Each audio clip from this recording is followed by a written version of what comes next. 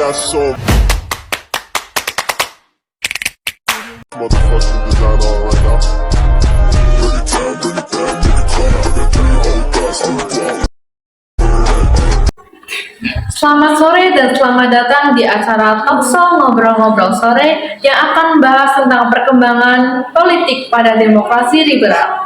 Saya, Fani Vanesha Melani, selaku moderator yang akan memandu kalian pada Talkshow sore hari ini.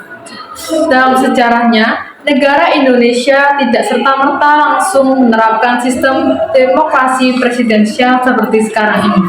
Sistem pemerintahan yang dianut oleh Indonesia telah mengalami beberapa sejarah yang panjang. Sejak proklamasi kemerdekaan pada tahun 17 Agustus 1945 hingga saat ini, Indonesia telah mengalami beberapa perubahan sistem. Sebelum diberlakukannya sistem presidensial seperti sekarang ini, Indonesia telah mengalami sistem yaitu sistem demokrasi liberal yang terjadi pada tahun 1950 sampai 1959. Masa demokrasi ini penuh dengan peristiwa yang syarat akan gejolak politik dan tantangan-tantangan bagi negara Indonesia ini. Banyak sekali kondisi yang terjadi pada saat itu, seperti pergantian kabinet yang cepat dan pemberontakan yang terjadi di daerah-daerah di Indonesia. Pada sore hari ini kita akan membahas keseluruhan tentang demokrasi liberal bersama kelompok 4. Dan pada sore hari ini kita akan memanggil beberapa narasumber yang akan mengisi topik dan pembicaraan pada sore hari ini. Oke, mari kita undang narasumbernya. Silakan masuk. Hai, halo Kak. Halo.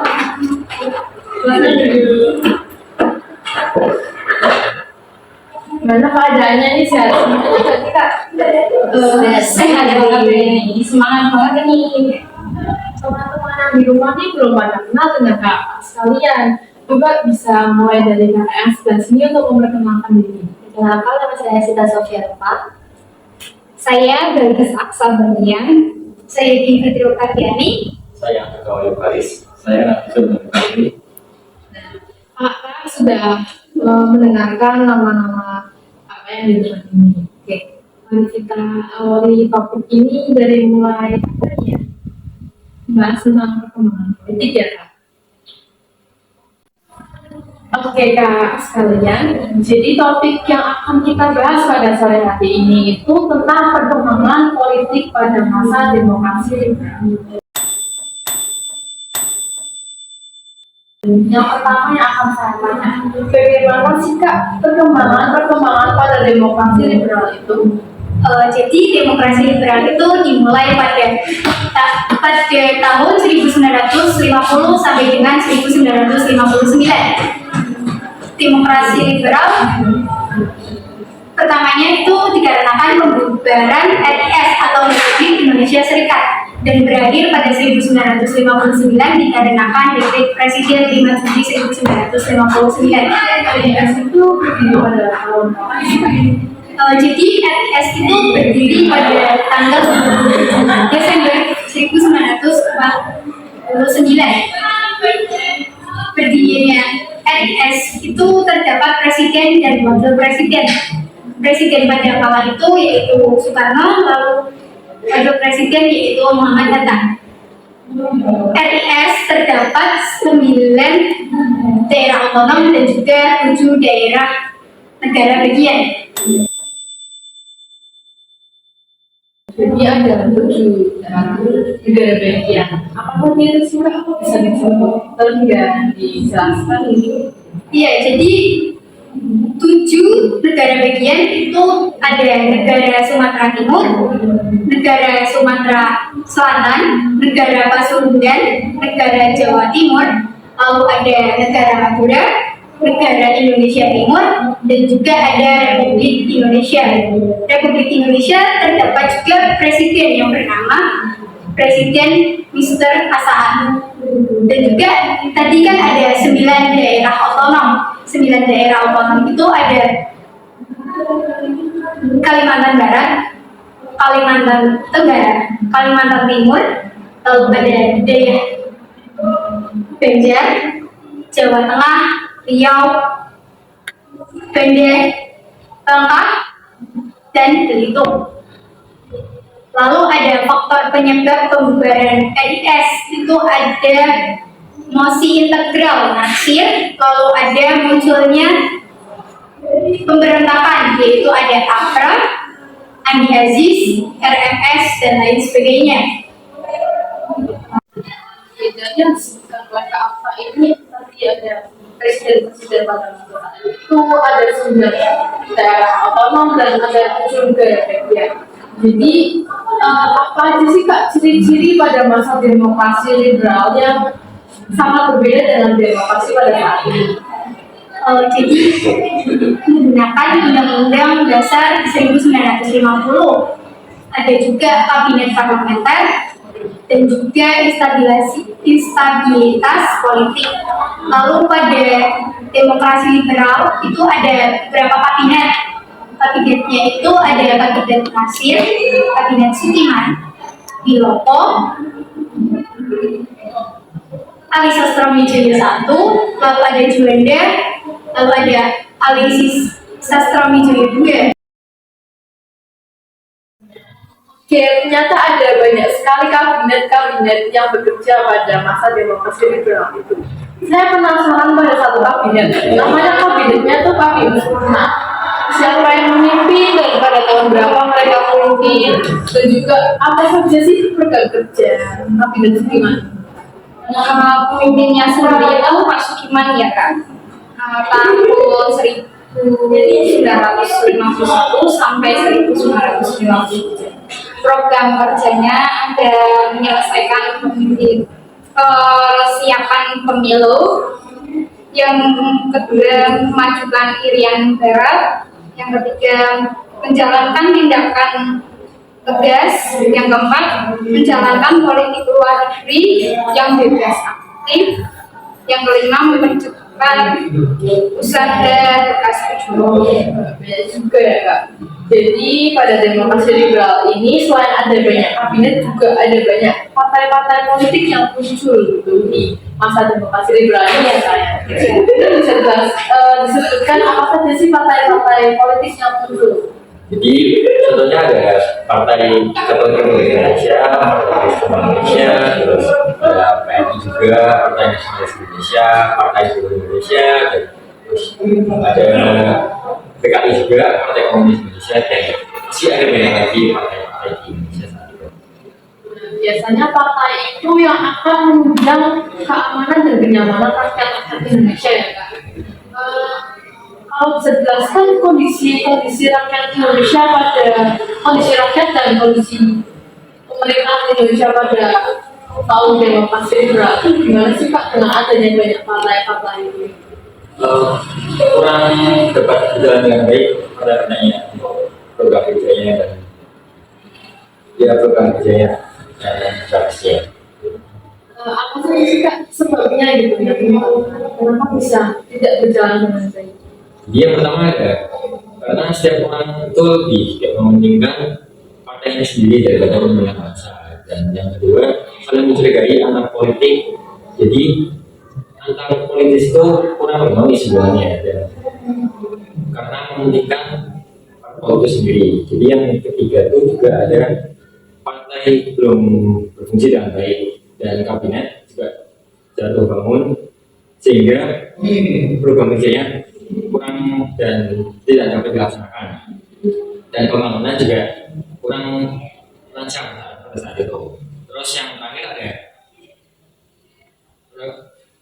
punya koalisi antar partai sehingga sering terjadi juga pergolakan antar politik.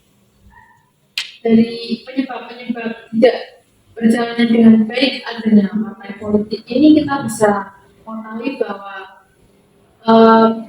jika ingin adanya persatuan pada negara Indonesia, kita juga harus saling rukun gitu antar partai, tidak mementingkan partai-partainya sendiri.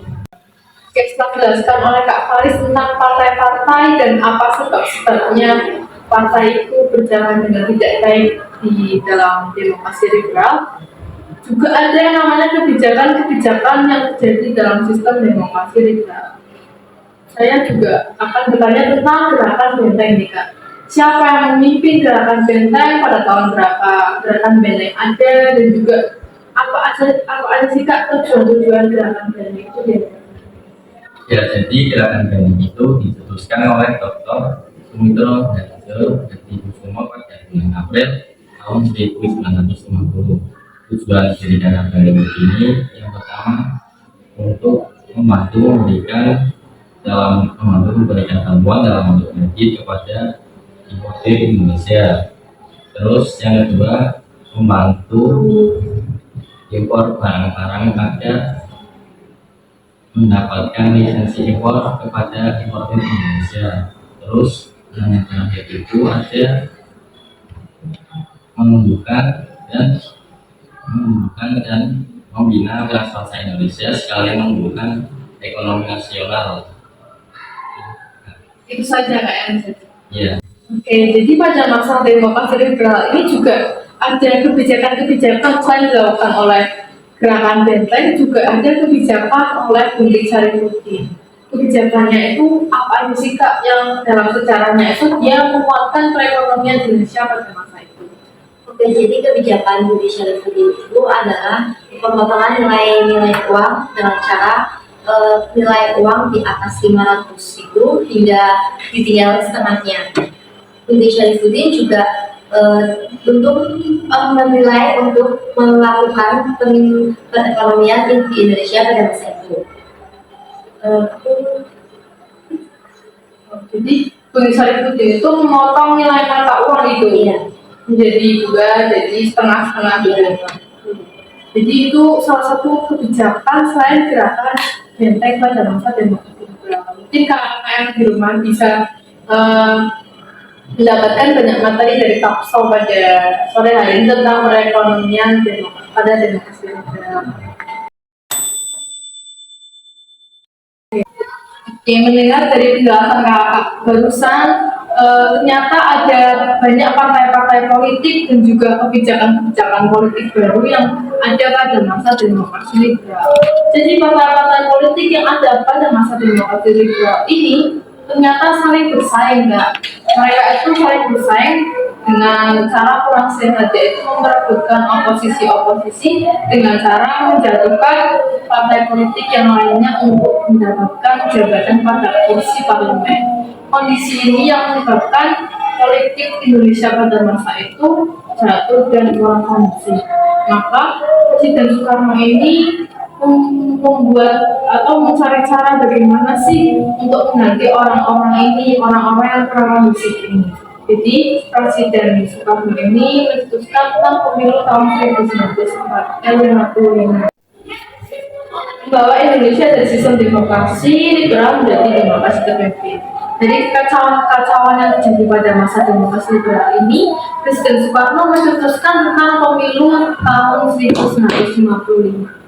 Jadi selain yang saya sebutkan, apa aja sih yang nggak ketahui tentang latar belakang pemilu tahun 1955 ini?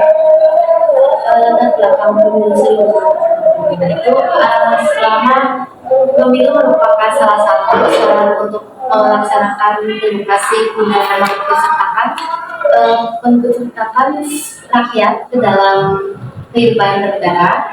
Namun meski belum dapat dilaksanakan di tahun pertama, pemilu ini sudah mempunyai ide saat pada masa Presiden Soekarno dan ada beberapa era, yaitu seperti revolusi fisik, demokrasi parlementer, dan demokrasi terpimpin.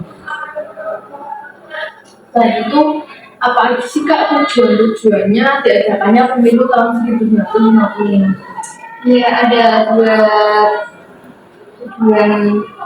Yang pertama itu pada pada tanggal 29 September tahun 1955 untuk memilih anggota DPR. Yang kedua, beberapa hari lagi pada tanggal 15 Desember 1955 untuk memilih anggota Dewan dimaksud. Jadi dalam pelaksanaannya pemilu tahun 1955 ini ada beberapa tahap ya pastinya Kak. Iya, ada dua. Oh ada dua ya. Iya. Ini bisa dijelaskan tahapannya itu mulai dari apa ke apa itu? Yang pertama ada tahap pertama dilakukan pada tanggal 29 September tahun 1955 yang diikuti oleh lebih dari 39 juta rakyat Indonesia yang memberikan suaranya melalui kotak-kotak suara. Hasil pemilu tahap 1 ini diikuti oleh 172 kontestan. Terus yang berhasil mendapatkan kursi itu ada 28 kontestan. 4 partai besar yang mendapatkan kursi tersebut yaitu ada Masyumi, PNI, Nahdlatul Ulama, dan PKI. Dan juga ada pemilu tahap kedua. Pemilu tahap kedua itu jumlah kursi yang dibutuhkan itu 520 kursi.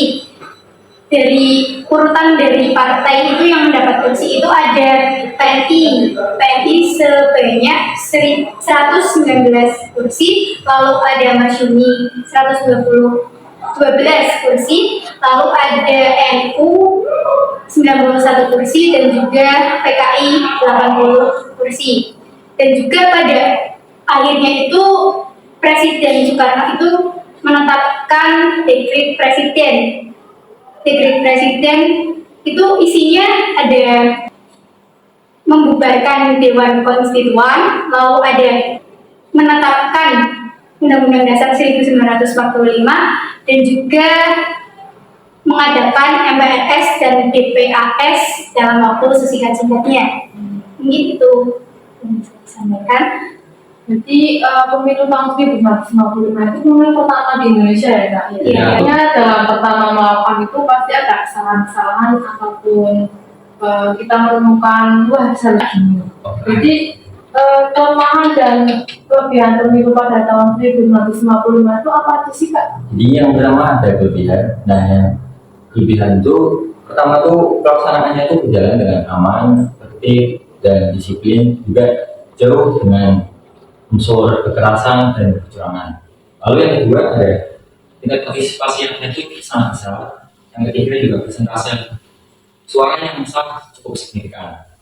Lalu yang kedua ada kelemahan pemilu pada 1995. Yang pertama kekecewaan di partai politik. Lalu yang kedua krisis ketatanegaraan yang akibatnya mendorong lahirnya dekret presiden pada 5 Juli tahun 1999. Lalu yang ketiga tidak ada parpol yang mendapat suara mayoritas mutlak. Itu saja kelebihan dan kurangnya. Di 50-50 gitu ya Kak? Iya. Oke, mungkin itu saja pembahasan topik tentang perkembangan politik demokrasi liberal pada ngobrol-ngobrol sore kali ini. Sekian dari saya sebagai moderator Fani Vanessa Balani, pamit undur diri. Selamat sore. Audio Jungle.